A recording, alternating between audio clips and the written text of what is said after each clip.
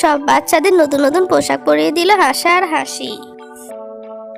দেখো আমাদের আশারা কত সুন্দর হয়েছে, কিন্তু এই বাঁকা ডিম থেকে তো এখনো কোনো ছানা বের হলো না। আমার মনে হয় এই ডিম থেকে বের হওয়া সব থেকে সুন্দর ছানা হবে, তাই একটু দেরিতে আমাদের দেখা দিচ্ছে। দেখতে দেখতে ওই বাঁকা ডিম থেকে একটি হাঁসের ছানা বের হলো।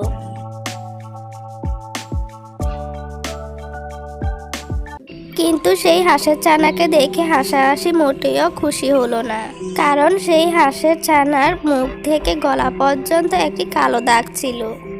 মা, বাবা, এ কি স্বপ্ন দেখেছিলাম এই ডিম থেকে সুন্দর একটা ছানা বের হবে, আর এ তো দেখি সবচেয়ে বেশি কুৎসিত। তাই তো দেখছি। কি বাজে বাবা মা, ওকে আমাদের সাথে একদমই মানাচ্ছে না। ওকে বের করে দাও আমাদের বাড়ি থেকে। আমরা ওর সাথে থাকতে পারবো না। শান্ত হও সানারা, আমি দেখছি কি করা যায়। সকলের কাছে এত খারাপ ব্যবহার পেয়ে অসহায় ছানা কাঁদতে থাকে। তোমরা এসব কেন বলছো? আমাকে কেন এসব বলছো?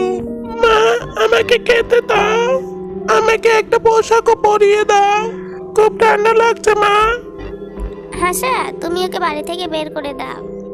পুরনো কোনো পোশাক আর 1-2 দিনের খাবার কোনো পুঁটলিতে বেঁধে ওকে বের করে দাও।